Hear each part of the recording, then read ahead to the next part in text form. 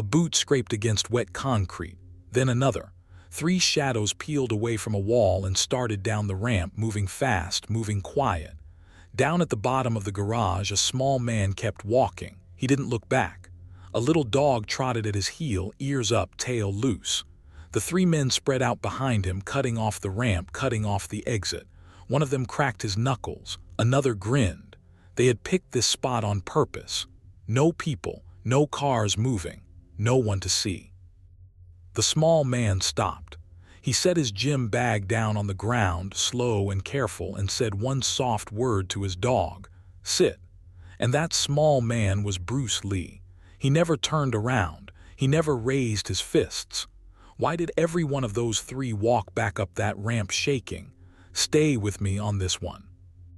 Let me take you back an hour to how the whole thing started. It was a Tuesday night in Oakland, early in the 70s.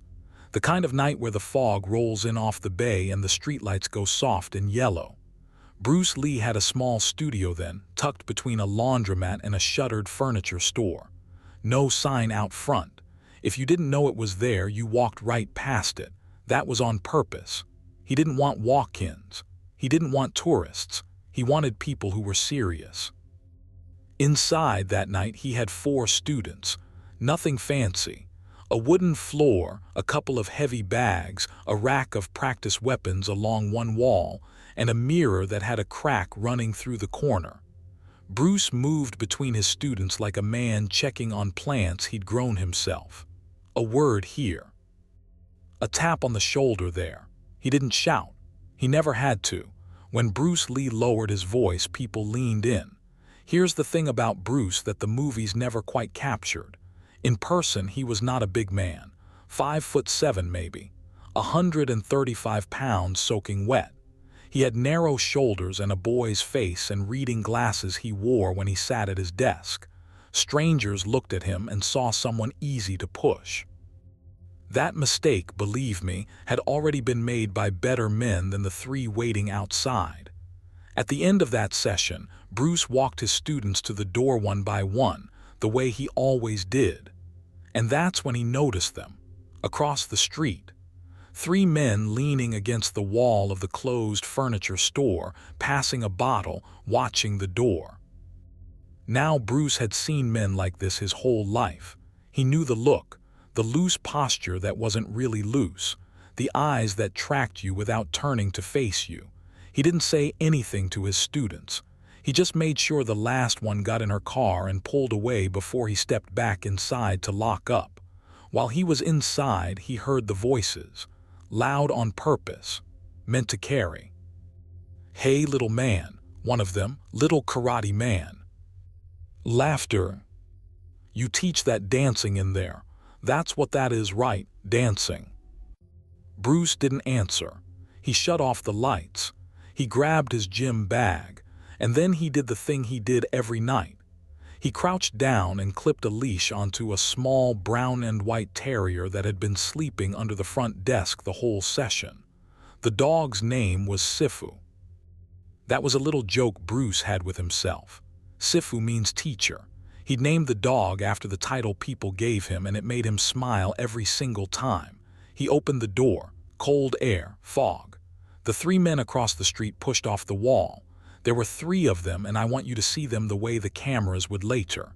The big one in the middle, call him the leader, wore a denim jacket with the sleeves torn off. Thick neck. A face that had been hit before and hadn't learned anything from it. On his left, a leaner one, quick and twitchy, the kind who talks the whole fight. On his right, the quiet one. And the quiet one, believe me, is always the one to watch. "There he is," the leader said. "Where you going, little man?" "We just want to talk." Bruce started walking. Not fast, not slow. Sifu trotted beside him. His car was parked in the lower level of a public parking structure 2 blocks down, a big concrete box that stayed open all night. He walked toward it and the 3 men fell in behind him, keeping their distance, laughing, calling out. Now, you and I both know what Bruce could have done right there on that empty sidewalk. But that's not who he was.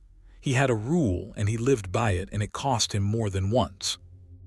The rule was simple. He would not throw the first punch. Not ever. He would give a man every possible chance to walk away. He believed a real master ends a fight before it begins, or he doesn't need to fight at all. He'd said it to his students 100 times. The art of fighting, he told them, is the art of not fighting. But there's a hard truth underneath that pretty idea, and Bruce knew it too.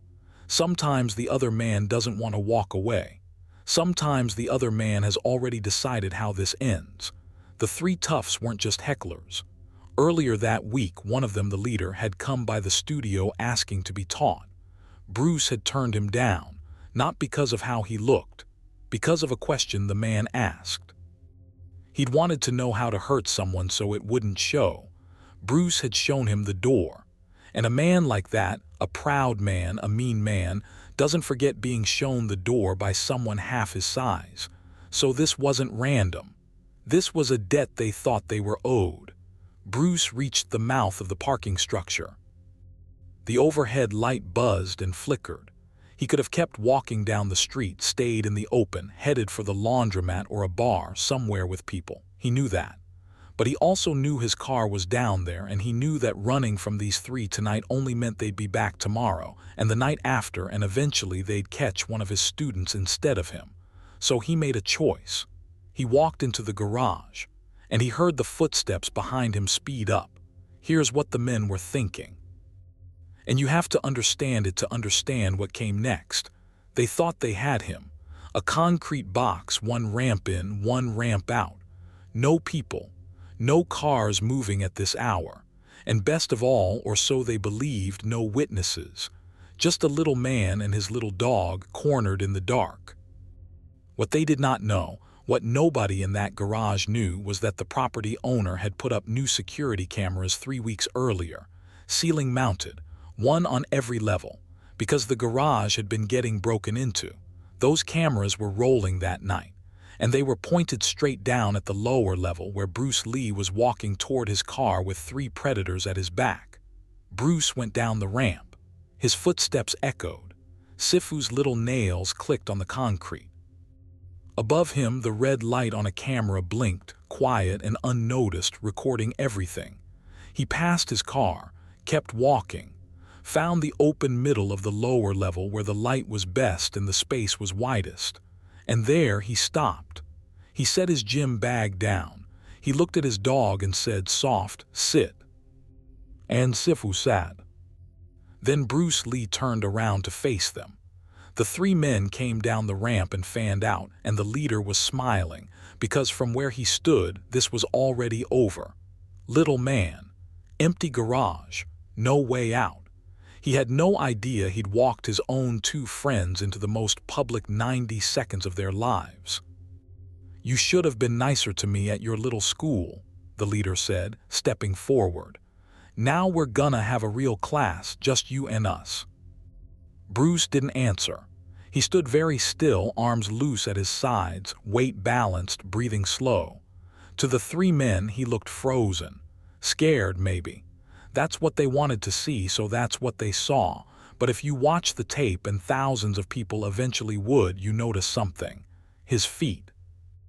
In the seconds after he turned around, without seeming to move at all, Bruce shifted his stance. One foot slid back, his hips squared. His hands, hanging so casual, drifted to exactly the height they needed to be. He wasn't freezing. He was loading. Like a spring being wound so slowly you couldn't see it move.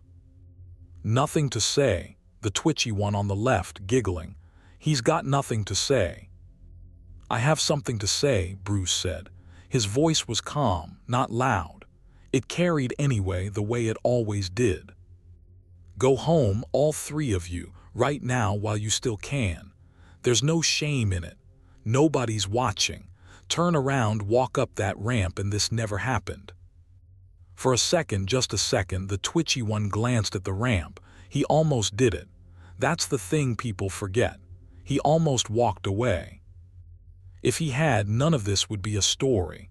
But the leader laughed. A big, ugly laugh that bounced off all that concrete. "You hear this guy? He's giving us a chance." He spread his arms wide. That's real generous, little man, real generous. Here's your chance." And he reached into his jacket and his hand came out holding a knife. A folding knife, the blade already open, catching the buzzing light. On his right, the quiet one bent and picked up a length of pipe that had been lying by the wall. And the twitchy one, the one who'd almost walked, pulled a pair of brass knuckles from his pocket and slid them on, because he didn't want to be the only one without a reason to feel brave. 3 armed men, 1 unarmed instructor, a dog sitting quietly at his feet. And that right there was the moment everyone thought they understood. The moment the leader thought he'd won. He was wrong. But before you find out how wrong, I want you to sit with that image for just a second, because everything about it says this ends one way. The math is simple and cruel, 3 against 1, steel against skin. A trap with no exit. That's when Bruce Lee did the last thing anyone expected. He smiled. Not a nervous smile, not a beg. A small, quiet, almost sad smile. The smile of a man who has just watched somebody make a mistake he tried very hard to help them avoid. He looked at the knife. He looked at the pipe. He looked at the brass knuckles glinting on the twitchy one's fist. And he let out a slow breath and his shoulders dropped and every bit of tension seemed to leave his body.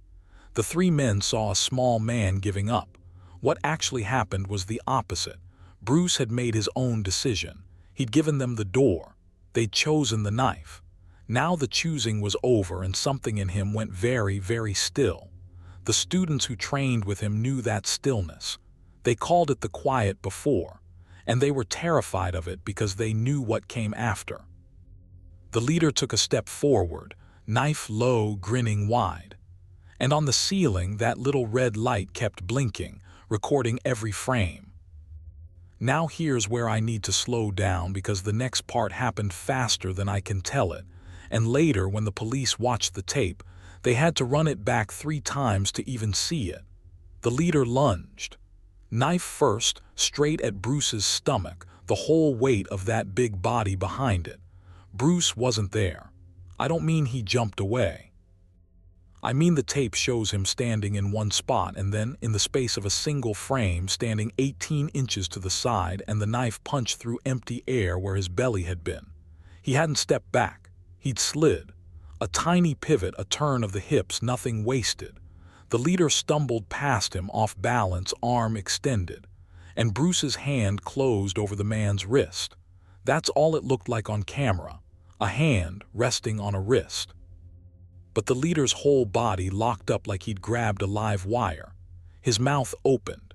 The knife dropped from his fingers and clattered on the concrete, and Bruce, in the same motion, guided that big man face first into the side of a parked car. Not a punch, a guide, like steering something heavy exactly where it needed to go. The leader hit the metal and slid down and sat there on the ground, blinking, one arm hanging wrong. 2 seconds, maybe 3. And the biggest of the 3 was on the ground. The twitchy one froze, but the quiet one with the pipe, the one Bruce had been watching from the start, he swung. Hard. A full baseball swing at Bruce's head, enough to kill a man if it landed. It did not land. Bruce ducked under it so smoothly it looked rehearsed, and as the pipe whistled over him, he came up inside the man's reach, close, chest to chest. One hand caught the pipe arm, the other pressed flat against the man's chest, and Bruce made one short, sharp motion, barely a foot of movement, and the quiet one left his feet. He just went up and back and landed flat on the concrete with a sound that echoed through the whole level. The pipe rolled away into the dark. Sifu, the dog, had not moved. Still sitting, still watching. That more than anything is what people noticed later. Even the dog was calm. And listen, if this were a movie, that's where it would end. Bad guys down, hero standing. But this isn't a movie, and Bruce Lee did something now that changed what the whole tape meant. He stopped. He stepped back into the open, into the light, and he stood there with his hands loose at his sides again, breathing slow, and he waited. He didn't chase the twitchy one who had backed against a pillar with his brass-knuckled fist shaking in the air. He didn't finish the leader on the ground. He didn't stomp the quiet one who was groaning on the concrete. He just stood there, and he said, in that same calm voice, like nothing at all had happened, "You can still go home." Nobody moved. "I'm not going to chase you," Bruce said. "I'm not going to hurt you more than I have to, but you have to decide right now. Pick up your friends, walk up that ramp. Or keep going, and I promise you, it gets worse from here." And this is the moment right here that I have to stop and ask you something. Because if you've watched this far, if this story has its hooks in you the way it had its hooks in that whole neighborhood, do me one small favor and hit that subscribe button. That's it. It tells me you want more stories like this one, the true kind, the kind nobody tells anymore. Now let me get back to that garage because it's not over, not even close. Here's what Bruce didn't know. When he said keep going and it gets worse, he thought he was talking about a fistfight. He thought the stakes were still pride and bruises. He was wrong about the stakes, and he was about to find out why. Because the leader, the big one, sitting against that car with one arm hanging useless, reached into his boot with his good hand. And he came out with something small and black and flat, a police badge. He held it up and his voice came out through gritted teeth, and it was full of something worse than anger. It was full of certainty. "You just put your hands on a cop," he said. "You just assaulted 3 officers in the dark, with nobody watching." The twitchy one lowered his brass knuckles. A grin crawled back onto his face. "That's right," he said. "We're off duty. We're allowed to defend ourselves. And it's gonna be our word, 3 badges against 1. He laughed, and it was an ugly, relieved sound. "You're done, little man. You're worse than done. You just made yourself disappear." And there it was. The whole thing had changed.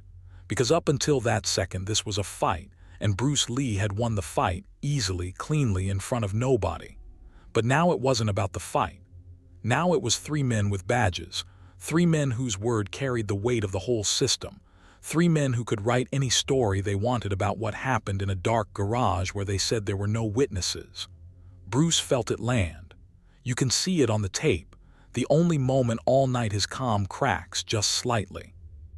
His head turns. He looks at the ramp, at the street, at the empty garage. He understands what they've understood. It doesn't matter that he was attacked. It doesn't matter that he begged them twice to leave. In a room with no cameras, 3 officers' word is the truth, and a Chinese immigrant who teaches martial arts and just put 2 of them on the ground is exactly the kind of man a jury believes the worst about. They weren't just muggers. They were muggers who could arrest him for surviving. The leader climbed to his feet, cradling his bad arm, and he was smiling now through the pain, because he'd found the real weapon, the one that mattered. "Here's how it goes," he said. "You walk out of here nice and quiet. You close your little school, you leave Oakland, tonight. And maybe we forget you attacked 3 officers of the law. Or," he shrugged with his one good shoulder, "or we make a call and a squad car comes and you spend the next 10 years explaining to a judge why you broke a cop's arm in a parking garage. Your choice, little man, just like you keep saying, your choice." The twitchy one started laughing again, and the quiet one, getting up off the floor, said the thing that made it real. He said, "Nobody saw. There's nobody down here but us." Bruce stood very still. Sifu, at his feet, gave a low whine and looked up at him. And Bruce Lee did something that, when the police watched it later, they said they would never forget as long as they lived. He looked up, slowly, directly, right up at the ceiling. Right into the little blinking red light of the security camera mounted in the corner, the camera 3 feet from where the quiet one had just said nobody was watching. And he smiled, right into the lens. The 3 men followed his gaze, and they went white, because the quiet one had said nobody saw, and there, staring back at all 4 of them, was a small black dome and a blinking red eye that had recorded every single second. The lunge with the knife, the pipe, the brass knuckles. Two officers begging a man to teach them how to hurt people where it wouldn't show, now on the ground because they'd tried it on the wrong man. The badge pulled out to threaten. The whole plan laid bare in a spot they'd chosen specifically because they believed the dark would protect them. The dark had a witness, and its name was a camera that never blinked, never forgot, and never ever changed its story. The twitchy one made a sound like a man stepping off a ledge. The leader's smile fell off his face and shattered on the concrete. Because now the math had flipped and they were the ones who understood it wrong. 3 armed men, on tape, attacking an unarmed instructor and his dog, then flashing badges to blackmail him. Every word they just said, every threat, on the record, in their own voices, in a court that would believe a camera long before it believed 3 men with a story. Bruce lowered his eyes from the camera and looked at them again, and his voice was as calm as it had been all night. "Nobody's watching," he said, quiet. "Isn't that what you said?" He picked up his gym bag. He picked up the knife off the ground, folded it closed, and set it on the hood of the car out of everyone's reach. "You had 2 chances to walk away clean," he said. "You used them up. Now here's the last one, and it's different, so listen close. That camera saw everything. By tomorrow, so will your captain, so will the property owner, so will anyone I decide to show it to. You're not going to close my school. You're not going to run me out of anywhere. You're going to leave my students alone, and you're going to leave this neighborhood alone. And every time you think about coming back, you're going to remember that there's a tape with your faces on it, and I know exactly where it lives." He clipped the leash back onto Sifu. "Or," Bruce said, and here he used their own word, and I promise you it landed like a hammer, "you make me show it to somebody. Your choice." Nobody spoke. Somewhere up on the street a car went by, tires hissing on the wet road, and none of the 3 men so much as flinched. They were staring at the little red light like it was a loaded gun pointed at all their futures. The leader picked up his badge off the ground with his good hand. He looked at it. And for the first time all night he looked ashamed. Not scared, ashamed. Like a man who's just watched himself from the outside and didn't like what he saw. "Go home," Bruce said, one more time, gentle almost. "It's late." And they went. That's the part of the tape everyone talks about. Not the takedowns, fast as they were. The walk back up the ramp. 3 big men, 2 of them limping, all of them silent, filing back up the concrete slope they'd come down so cocky 90 seconds earlier. Nobody talking now. Nobody laughing. The twitchy one kept his eyes on the ground. The quiet one held his ribs. The leader went last, one arm hanging, and at the top of the ramp he stopped. He almost turned around. He almost said something. He didn't. He just walked out into the fog and was gone. Bruce Lee stood alone in the lower level of that garage in the buzzing yellow light with his dog. And then, and the camera caught this too, he let out a long breath, crouched down and scratched Sifu behind the ears and said something to the dog that no microphone picked up. Whatever it was, it made him smile. Then he loaded his gym bag into his car, opened the passenger door for the dog and drove up the ramp and out into the night. 90 seconds. That's all it was. 90 seconds from the moment he set his bag down to the moment those 3 men disappeared up the ramp. Now let me tell you what happened to that tape, because that's really the end of the story. The next morning, the property owner came in to check the new cameras, the way he did every few days since the break-ins. He was expecting to see kids, maybe, or a car getting keyed. He sat down at the little monitor in his office and ran back the night's footage, and about halfway through he stopped chewing his coffee shop donut and just stared. He ran it back. He watched it again. He called his wife into the office to watch it with him.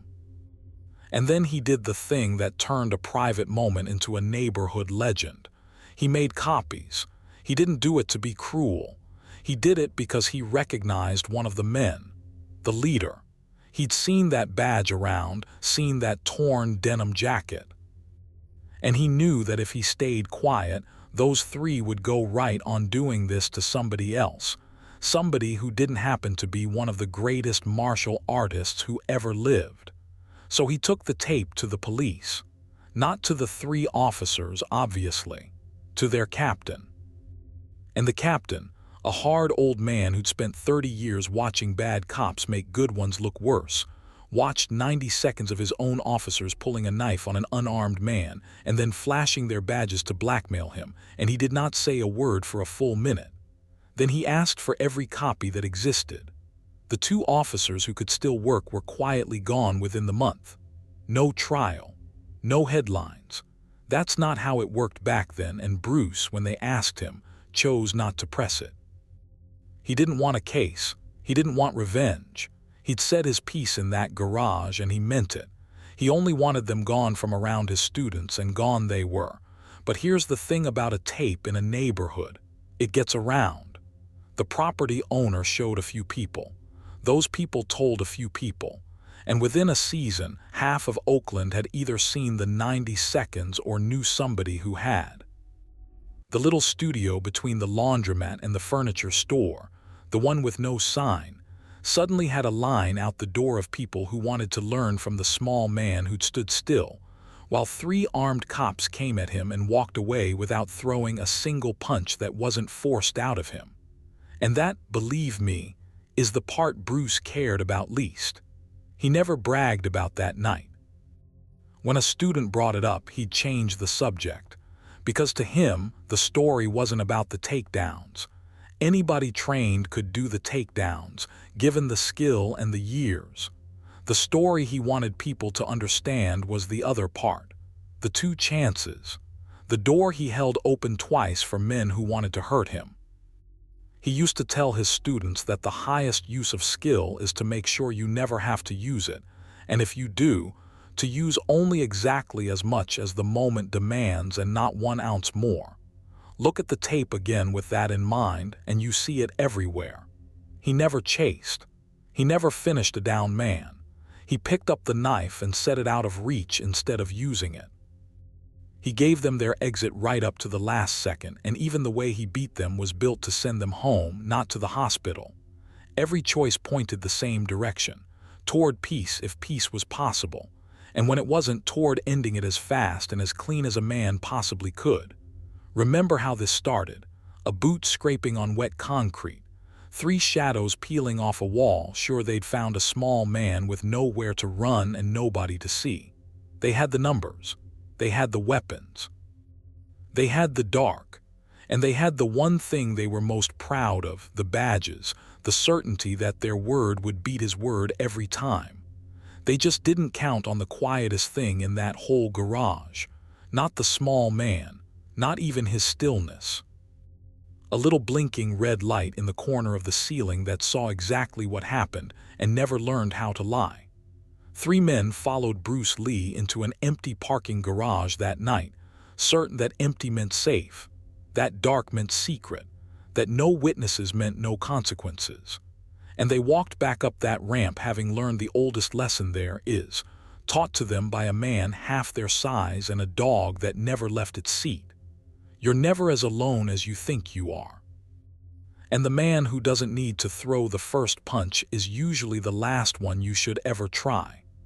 Bruce drove home through the fog that night with his window cracked and his dog's head on his knee, and he didn't feel like a hero, and he didn't feel proud.